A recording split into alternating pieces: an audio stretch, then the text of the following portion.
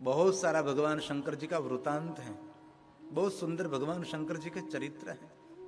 पहले तो कथा सुनने की महिमा, अति कति महिमा, उसकी कोई पार न पावे, इतनी महिमा शिव महापुराण श्रवण की महिमा है। और शिव महापुराण प्रारंभ में दो महात्म्य कथा है।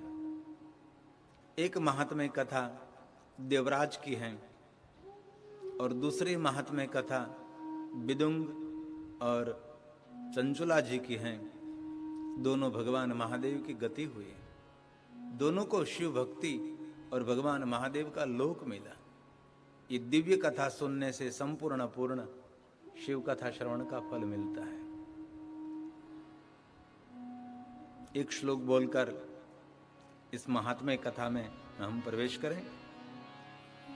पहले श्लोक का ये विवरण है कि समुद्र निकट देशों, समुद्र के किनारे पर कोई देश था। इस देश में एक बाष्कल नाम का नगर था। इस नगर में सब पापिष्ट लोग रहते थे, कोई धर्मिष्ठ नहीं, कोई कर्मनिष्ठ नहीं, सभी लोग पापिष्ट थे। और इस नगर में विदुंग नाम का ब्राह्मण और चंचुला नाम की ब्राह्मणी, ब्राह्मण दंपति रहते थे। एक श्लोक में वर्णन किया है, पूरा नगर देव धर्मों से विमुख अपना जीवन जी रहे थे। भगवान व्यास ने कहा है, समुद्र निकटे देशो ग्रामो बाष्कल संज्ञकः वसन्ति यत्र पापिष्ठा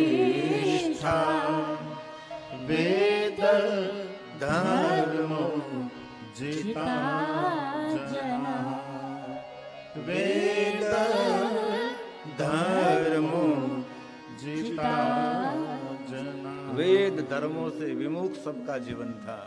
पूरे नगर में कोई भगवत व्यक्ति ही नहीं था, कोई सज्जन नहीं, पूरा नगर दुर्जनों से भरा था और पापिष्ट लोग इस नगर में निवास करते थे। ऐसा एक नगर जिनका नाम बाष्कल है। समुद्र निकट में रहते थे, इसलिए दरियाई सब आहार करते थे। वो ज्यादातर आप देखें तो सागर किनारे जो गांव रहता है, वो ज्यादातर गांव सागर के ही सब जीव जंतु खाते हैं। ऐसा हम सब ने देखा है। इनमें कोई कोई जो होता है कि सागर तट पर रहते रहते हुए भी शुद्ध शाकाहारी रहते हैं। और मानव का श्रेष्ठ धर्म है शुद्ध शाकाहारी रहना। कभी अपने जीवन को गंदा नहीं करना चाहिए। मानव को अधिकार नहीं जीव जंतु खाने का, लेकिन तो भी मानव जात बहुत सारे जीव जंतु को खा जाते हैं। ये बहुत गंदी बात है। जीवन में जप तप साधना अनुष्ठान उपासना यज्ञ यागादि तीर्थ यात्रा अर्चन दर्शन कुछ भी न हो सके, लेकिन वर्तमान युग में अपने आहार को पवित्र बनावे तो सब पूजा है। इसमें कोई पूजा बाकी नहीं रहती। लेकिन सब कुछ करते हुए भी जो आहार जो आपका गंदा है, आपका भोजन ही गंदा है, तो आपके जीवन में कोई पुण्य नहीं है, कोई सत्कर्म नहीं। सबसे बड़ा सत्कर्म है हर जीव को जीवन जीने का अधिकार दे, और सबसे बड़ा सत्कर्म है। हमारे पूर्वज कोई चींटी को भी नहीं मारते थे। घर में चींटी निकलती थी कीड़ी, तो भी राख और जो भस्म होती वो बिखेर देते थे, चींटी चली जाती थी। आजकल लोग दवा लगा देते, मर जाती है। इसलिए हर जीव को धरती पर जीवन जीने का अधिकार है। इसलिए शुद्ध शाकाहारी जीवन वो श्रेष्ठ जीवन माना जाता है। तो समुद्र के तट पर यह नगर था। इस नगर में सब लोग पापिष्ट थे। वेद धर्म क्या है, हमारा धर्म, हमारा कर्तव्य क्या, कुछ भी उसको पता नहीं था।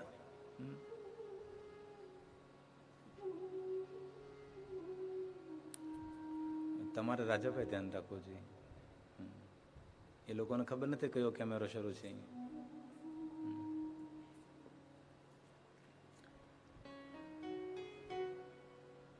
इस नगर में एक विदुंग नाम का ब्राह्मण और चंचुला जी, दोनों पति पत्नी इस नगर में रहते थे।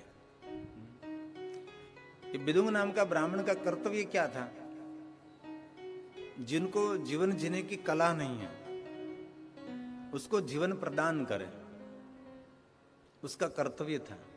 धर्मशास्त्र का पाठ करके, धर्मशास्त्र का अध्ययन करके, उनका वांचन करते, पूरे गांव को मार्गदर्शन करे, क्या खाना चाहिए, क्या नहीं खाना चाहिए, क्या करना चाहिए, कैसे बोलना चाहिए, कैसा रहन सहन होना चाहिए, व्यवहार किसको कहते, सब कुछ उनका कर्तव्य था। लेकिन विदुंग के जीवन में कोई वेद अध्ययन नहीं था, विदुंग के जीवन में कोई धर्मशास्त्र का कोई अध्ययन नहीं था। जन्म से ब्राह्मण था, लेकिन उसने कभी संध्या वंदन नहीं किया, कोई देवी देवताओं की उपासना नहीं की, ब्रह्मत्व को जागृत नहीं किया। ब्राह्मण कुल में जन्म मिला, लेकिन जो ब्रह्मत्व को जागृत करना चाहिए वो नहीं हुआ उससे। और भगवान महर्षि वेदव्यास जी ने विदुंग के लिए कह दिया, बाष्कल नगर में पापाचार करने लगा, बहुत सारे जीव जंतु को खाने लगा, बहुत सारा व्यभिचार करने लगा।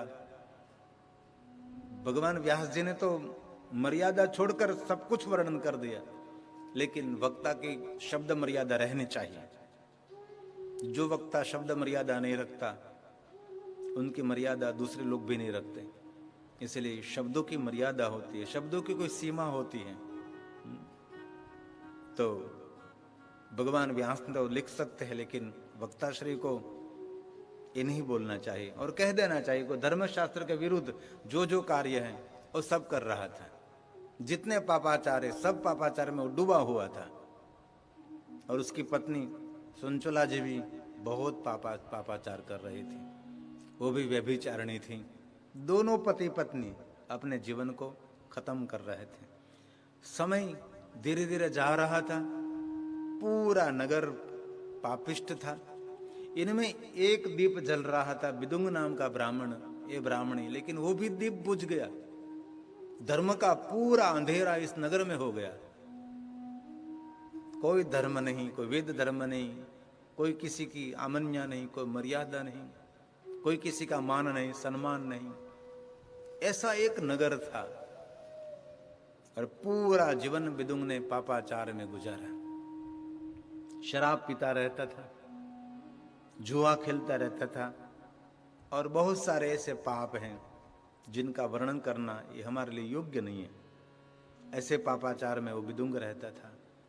एक दिन हुआ ऐसा, मदिरा पीती हुई अवस्था में जा रहा था तो अकस्मात के द्वारा उसकी मृत्यु हुई। और मदिरा पीती, अकस्मात के द्वारा मृत्यु हुई और अपवित्र अवस्था भी थी। और ऐसी अपवित्र अवस्था में जिनकी मृत्यु होगी उनकी कभी गति नहीं, उनकी अधोगति होती है। एक तो मदिरा पान किया था, दूसरी तरफ अपवित्र अवस्था थी और अकस्मात के द्वारा उसकी मृत्यु हुई। इस विदुंग नाम के जीवात्मा की बहुत सारी दुर्गति हुई। यमलोक में गया, यमराज ने देखा और कहा, हे विदुंग, ब्राह्मण कुल में जन्म मिला आपको, पूरा जीवन आपने एक भी सत्कर्म नहीं किया, छोटा सा भी कोई पुण्य कर्म नहीं किया, पूरा जीवन आपने पाप कर्म करते करते बिता दिया। अरे ब्राह्मण कुल में जन्म मिला है वो तो तूने याद नहीं रखा, लेकिन कम से कम मानव रूप में, मानव के रूप में आपको जन्म मिला वो तो याद रखना चाहिए। पूरा जीवन तूने बहुत सारा पाप कर्म किया है, कोई पाप तूने नहीं छोड़ा है। और यमराजा ने कह दिया अपने दूतों को, मेरी नजर के सामने से उसको हटाओ और जो जो नरक में व्यवस्था उसको भयानक सजा करो, ये जीवात्मा त्राहिमाम हो जाए, उसको असह्य दुख देना चाहिए। और यमराजा ने कह दिया और दूत सब विदुंग को ले गए और नरक में जो जो व्यवस्था थी सब एक के बाद एक उसको दुख होने लगा। कभी अवसर मिले तो गरुड़ पुराण में सभी नरकों का बहुत वर्णन है, इसमें क्या क्या पीड़ा, कैसी वेदना होती है, कैसे असह्य दुख सहन करना पड़ता है, ये सब पुराणों में वर्णन रहता है। बहुत सारे यातना, वेदना, असह्य दुख, 28 प्रकार के नरक को पसार कर रहा है। बहुत सारे वेदना, पीड़ा, दुख, तो भी उनके पाप पूरे नहीं होते, क्योंकि उनकी पाप की संख्या खत्म नहीं होती। और यमराजा ने कह दिया अब विदुम को प्रेत का शरीर दे दो, और वो पिशाच बना, प्रेत बना, जिनको हम भूत भी कहते हैं। विंध्याचल पहाड़ की गुफा में उसको निवास स्थान दिया गया। विदुम नाम का ये ब्राह्मण पाप के परिणाम स्वरूप नरक की यातनाओं भोगकर अंत में प्रेत हुआ।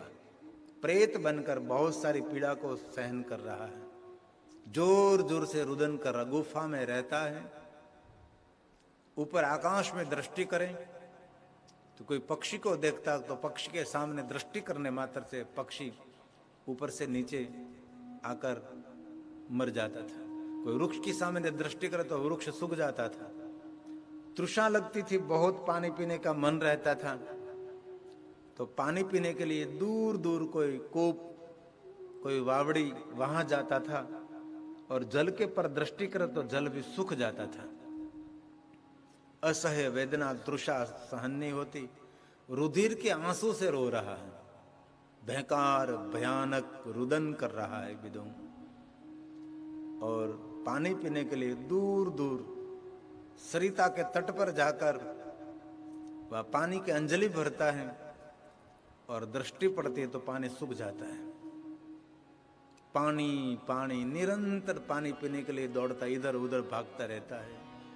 क्योंकि हमारे ऋषि मुनियों ने कहा जिनको पितृ का शरीर मिला है, जिनको प्रेत का शरीर मिला, प्रेत योनि, पितृ योनि जिनको मिली है, वो स्वयं कभी पानी नहीं पी सकते, उसको पानी पिलाना पड़ता है। इसलिए हमारी सनातनी परंपरा है ना, हम पितरों को जल अर्पण करते हैं। क्यों जल अर्पण करते हैं?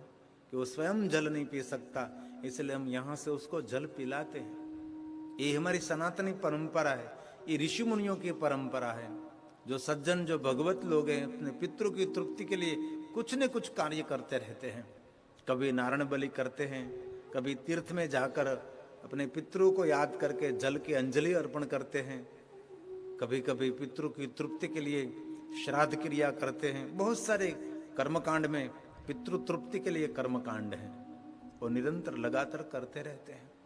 अभी जो समय है वो तो श्राद्ध पक्ष का समय है, अभी पितरों के दिन चल रहे हैं ना। ये पितरों के दिन में हम भगवान शंकर जी की कथा का गायन करते हैं, और शंकर जी सभी पितरों को तृप्ति देने वाला देव है। सभी पूर्वजों को परम गति और सदगति और शिव गति देने वाला देव भगवान महादेव हैं। इसलिए पितरों को तृप्ति के लिए रोज भगवान महादेव जी को जल अर्पण करना चाहिए।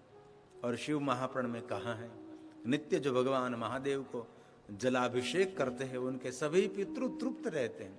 कोई भी पितृ उनका अतृप्त नहीं रहेगा जो कोई नित्य भगवान महादेव को जल चढ़ाते हैं। इसलिए कुछ भी ना हो सके तो कम से कम महादेव को जलाभिषेक करें। और शिवालय जाकर आप भगवान महादेव को जल न चढ़ावे तो अपने घर में जो शिवलिंग हैं, जिनको चलित शिवलिंग कहा जाता है, उसको जलाभिषेक करें। जिनके घर में सभी देवी देवताओं की प्रतिमा मूर्ति है, लेकिन जिनके घर में शिव नहीं है, वहां कोई देव कभी उपस्थित नहीं रहता है। जहां शिव है वहां सभी देवताओं की सुरक्षा है, सभी देवताओं की सलामती है।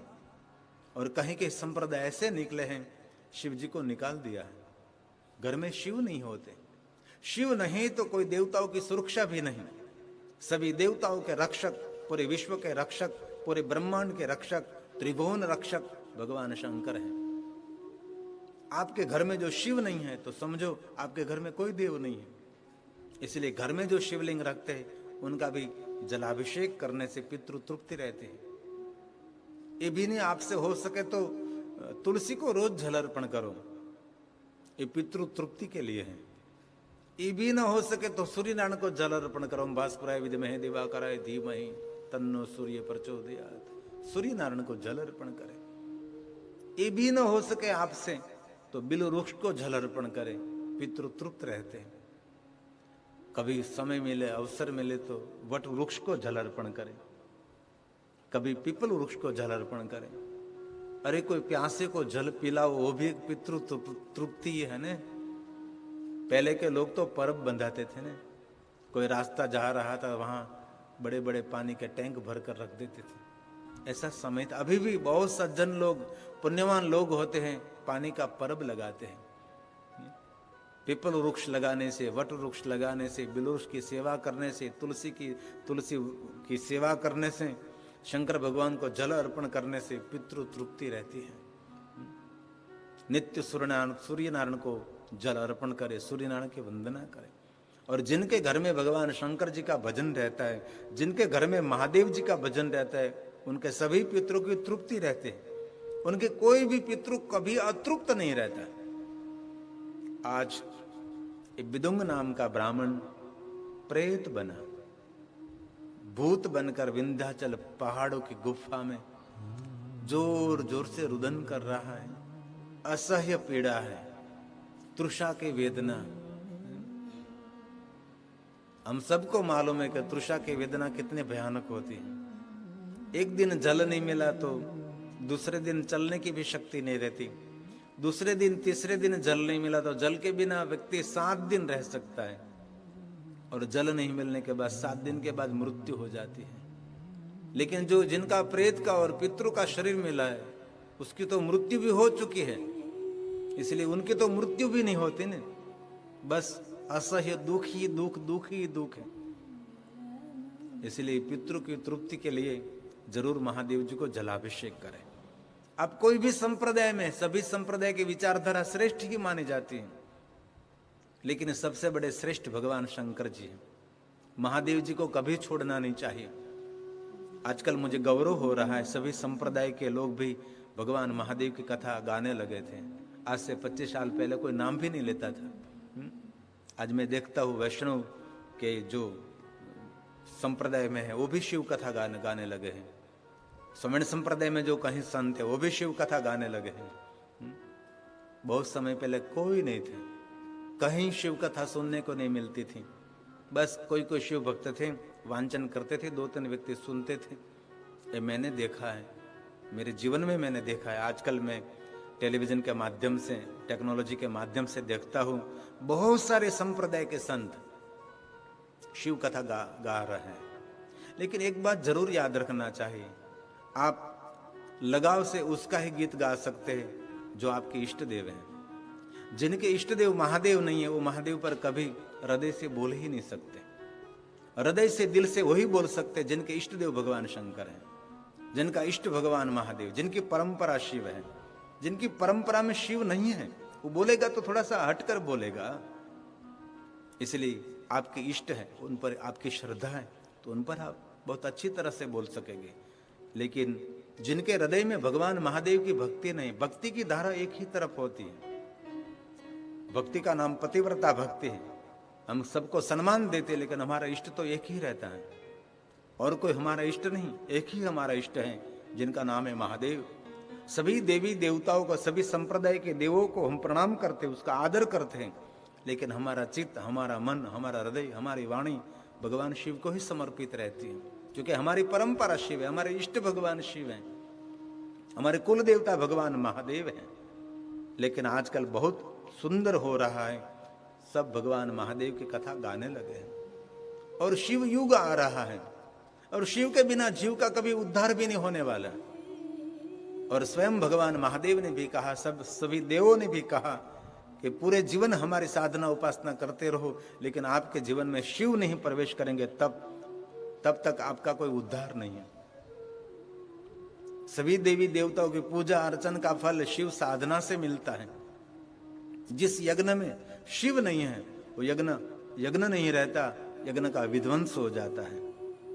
ये दक्ष कितना बलवान, कितना प्रभावशाली, ये प्रजापति, ये दक्ष प्रजेश कितना सामर्थ्यवान था। उसने यज्ञ में शिव नहीं बोला है, तो शिव नहीं तो कुछ भी नहीं, पूरा यज्ञ विध्वंस हो गया। और इतनी बड़ी अपकीर्ति, और अंत में तो क्या क्या पूरा चरित्र है दक्ष महाराज का।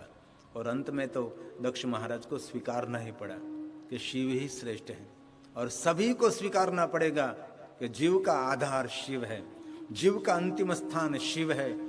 जीव का प्रारंभ स्थान भी शिव है, ये जीव का मध्य स्थान भी शिव है। जो जीव के पास शिव नहीं है तो जीव के पास कुछ भी नहीं। इसलिए जिनको पितृ का, प्रेत का शरीर मिलता है, उनकी तृप्ति के लिए उसको जल अर्पण करना चाहिए। इसलिए हम महादेव जी को जलाभिषेक करते हैं। महादेव को जल चढ़ाने से मन शांत हो जाता है।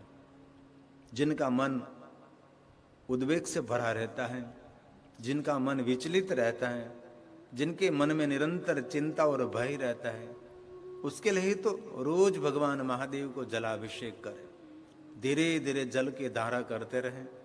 आपके पास कोई भी मंत्र स्तोत्र नहीं है, पंचाक्षर मंत्र बोलकर आप भगवान महादेव को जल चढ़ा सकते हैं। और शिव पुराण में कहा, बहुत सारे कठिन कठिन मंत्र बोलकर शिव जी को जलाभिषेक कर सकते हैं, लेकिन इस कठिन मंत्रों से आप बोलकर शिव जी को जलाभिषेक कर, इससे तो हजारों गुना, सहस्र गुना पुण्य मिलता है, फल मिलता है। पंचाक्षर मंत्र बोलकर शिव जी की पूजा करें।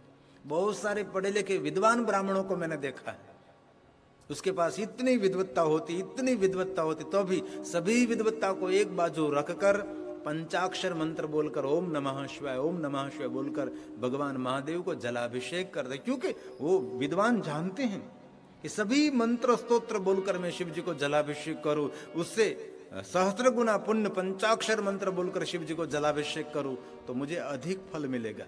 इसलिए भगवान महादेव की पूजा, भगवान महादेव को जलाभिषेक पंचाक्षर मंत्र से जरूर कर सकते आप।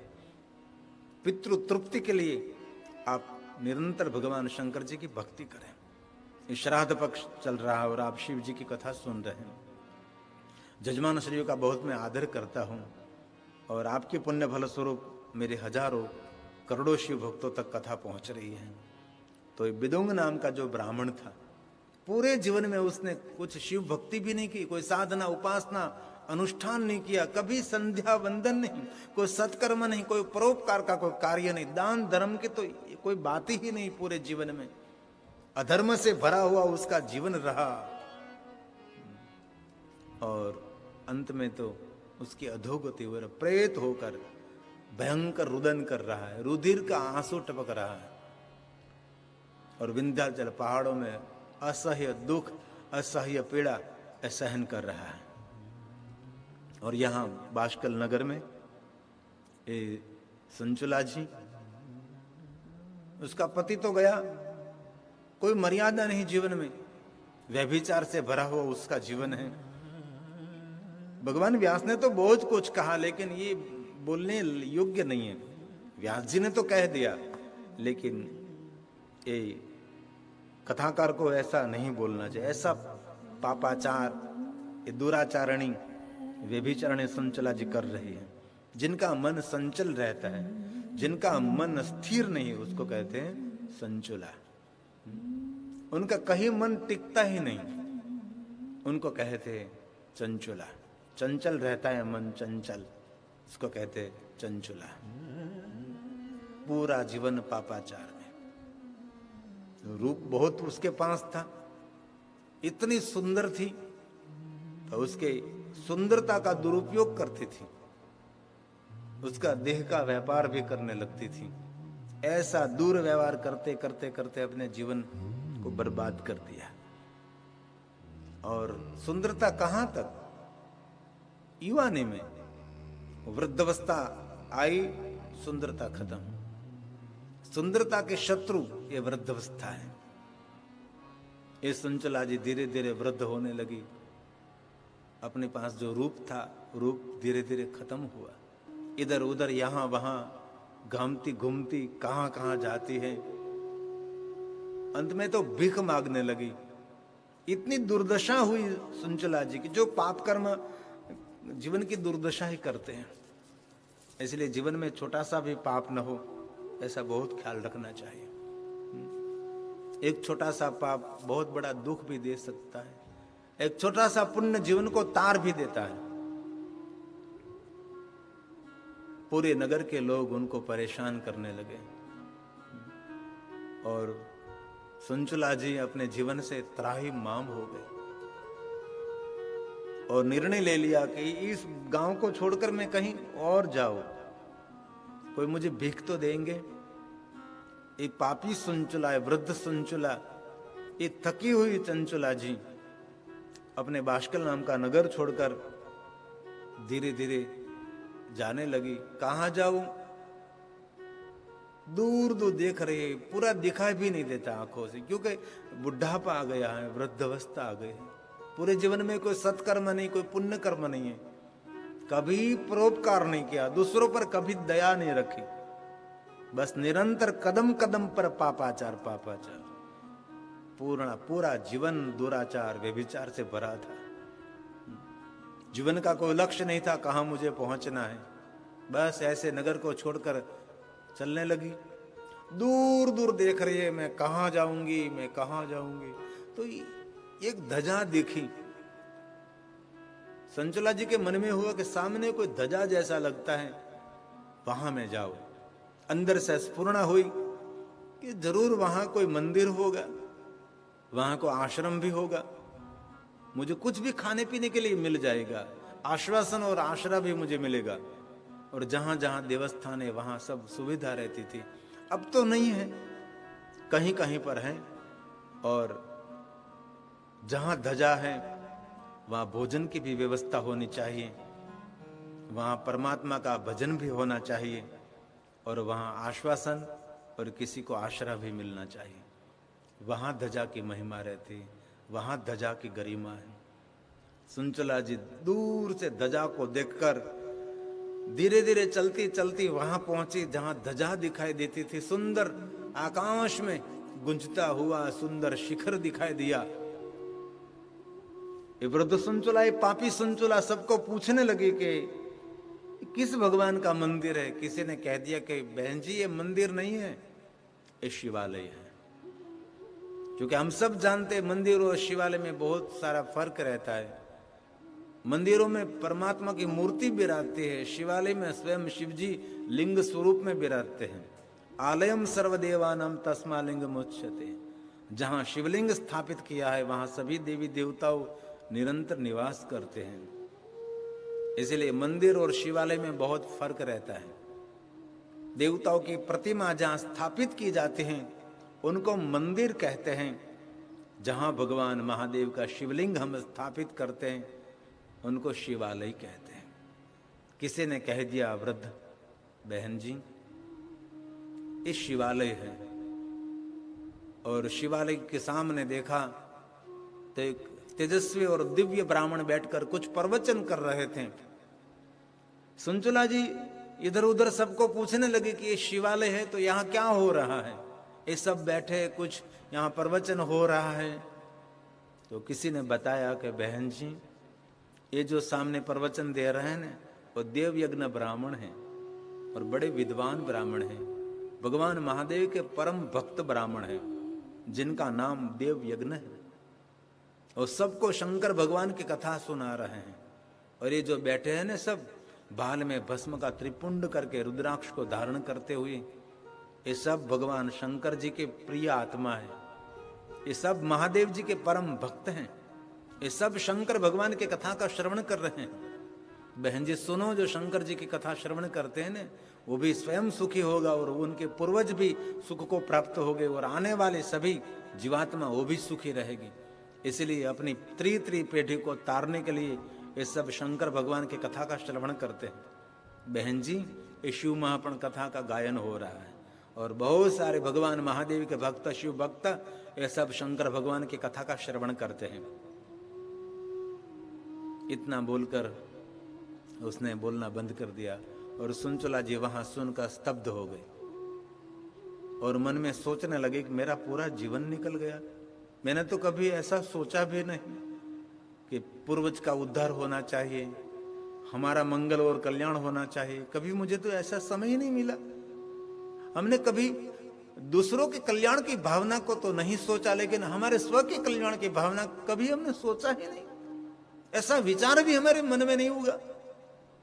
कहीं साधु पुरुष कहते हैं बहुत सारे पुण्य फल से एक सुंदर विचार स्फुरित होता है।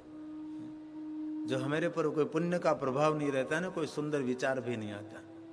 कोई सुंदर विचार आपके हृदय में से जो स्फुरित हो तो समझना कोई पुण्य उदय हुआ है, कोई सत्कर्म उदय हुआ है, तब आपके मन में से, आपके चित्त में से कोई सुंदर विचार का प्रागट्य होगा। ऐसे ही सुंदर विचार नहीं आते। सुंचला जी स्तब्ध होकर मन ही मन अपने साथ बातें करने लगी कि और मेरा तो पूरा जीवन निकल गया, कभी मैं शिवालय नहीं गई और कथा को तो मैंने कभी देखा ही नहीं, सुना ही नहीं, मेरा जीवन पूरा निकल गया। अब तो मेरी वृद्धावस्था, अब तो मुझसे कुछ भी नहीं होगा। इस चंचला जी जहां भगवान महादेव की कथा हो रही थी वहां जाकर अंतिम आखिर में बैठ गए, सबके सामने देख रही है और कभी कभी देवज्ञ ब्राह्मण को देखती है। कथा में चित्त और कथा में मन तो नहीं लग रहा है। कथा में बैठी है चंचला जी और ब्राह्मण देवताओं ने देवज्ञ ब्राह्मण ने कर्म के सिद्धांत पर प्रवचन शुरू कर दिया। तो कर्मों के सिद्धांत में तो क्या होगा, जैसा कर्म वैसा फल। जो सत्कर्म है तो सुख मिलेगा, कुकर्म है तो दुख मिलेगा। और देवज्ञ ब्राह्मण ने कहा इस दुनिया में कोई किसी को सुख नहीं दे सकता, कोई किसी को दुख भी नहीं दे सकता।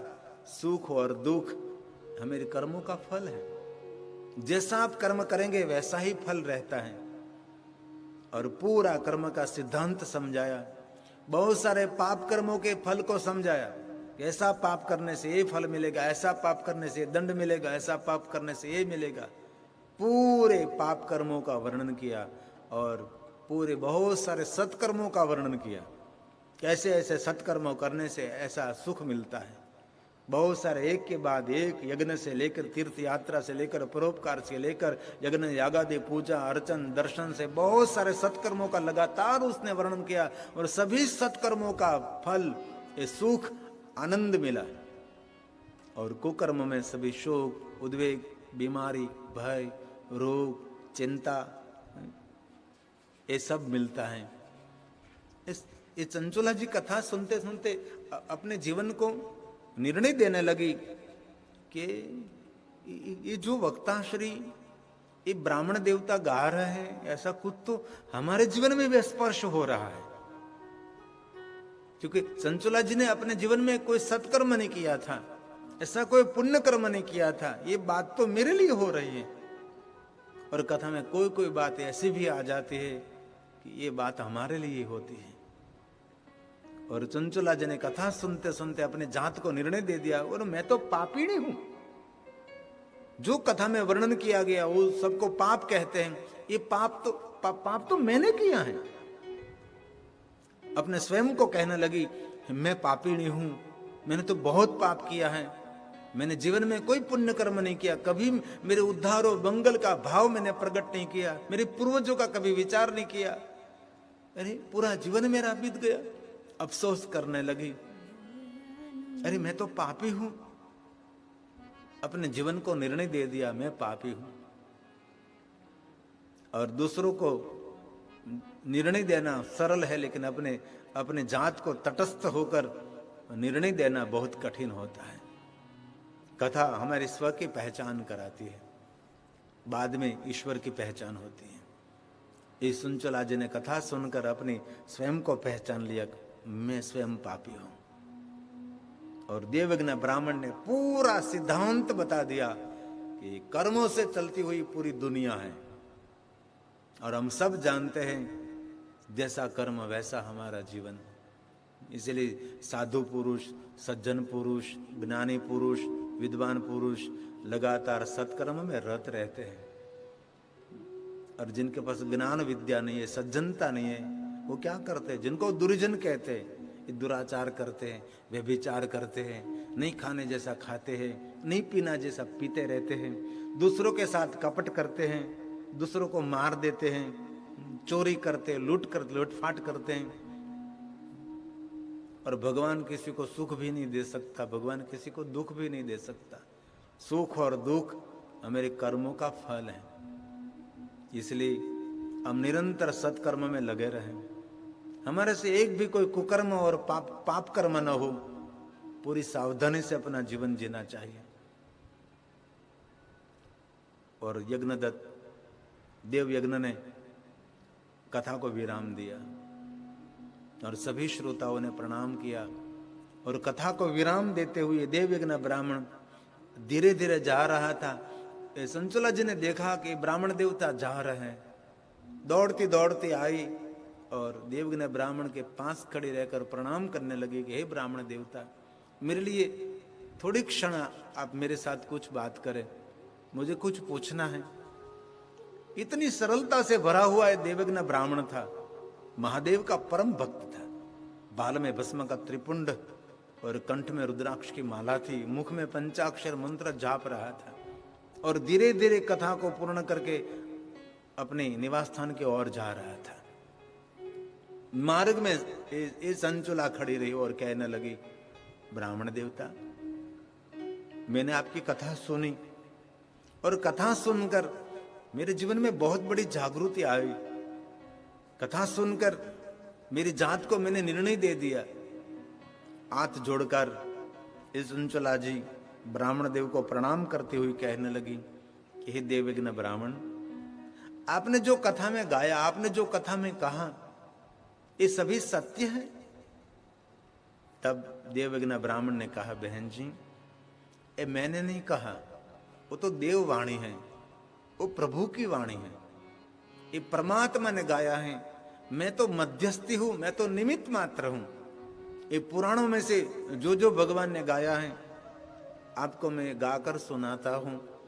मैं तो मध्यस्थी हूं, लेकिन बहन ये सब सत्य है। जो पाप करते हैं उनको आज नहीं तो कल दुख ही मिलने वाला है, उनका पतन ही होगा। जो सत्कर्म करते, जो पुण्य कर्म करते, सत्कार्य में रत रहते हैं, उनको हमेशा आनंद और सुख मिलता है। बहन जी, एक कर्म का सिद्धांत था, ये सत्य है।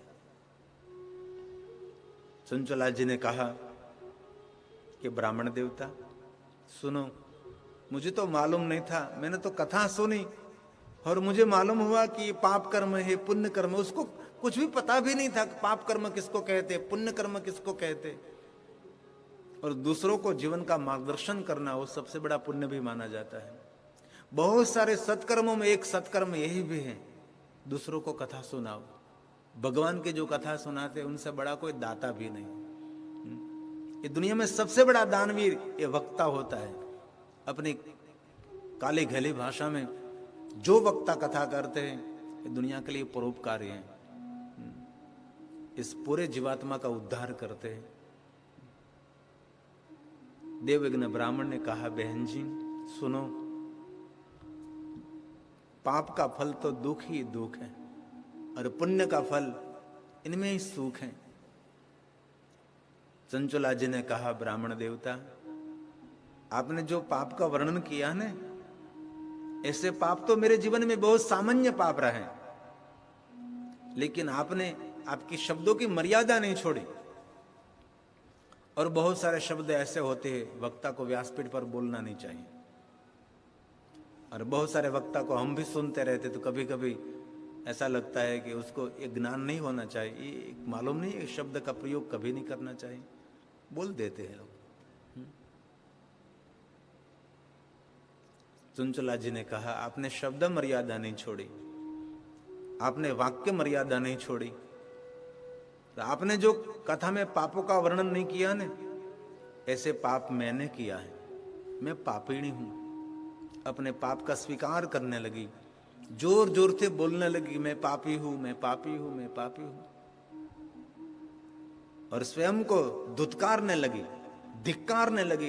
ये मेरा जीवन ऐसा गंदा मैंने बना दिया, दुराचारी बना दिया, और मुझे अब कथा मिली, पहले क्यों न मिली। लेकिन देव योग से कथा मिलती है, शिव योग से कथा मिलती है। सबको अवसर नहीं मिलता कि उसको कथा सुनने का अवसर मिले। बहुत कम जीवात्मा होते हैं जिनको भगवान की कथा मिलती है। देवज्ञ ब्राह्मण ने कहा, बहन जी आप धन्य हैं। बहुत कम लोग होते हैं जो अपने पाप का स्वीकार करते हैं। हे चंचला जी, आप धन्य हैं, आपने अपने पाप का स्वीकार कर लिया है और आप पाप का पश्चाताप कर रहे हैं और यही पाप की मुक्ति है। कोई पाप नहीं रहता, पाप का पुकार करने से, पाप का पश्चाताप करने से सभी पाप का प्रायश्चित हो जाता है। इसलिए आप आपके पाप का पुकार भी कर रहे हैं और पश्चाताप भी कर रहे हैं। बहन जी, आपका जीवन धन्य हो गया, आपने आपके पाप का पुकार कर दिया। और हमारे ऋषि मुनियों का नियम है, पुण्य गाने से पुण्य भस्म हो जाता है, वैसे पाप गायन करने से पाप भी भस्म हो जाता है। इसलिए पाप में से मुक्त होना है तो पाप को गाना चाहिए, तो पाप में से मुक्ति हो जाएगी।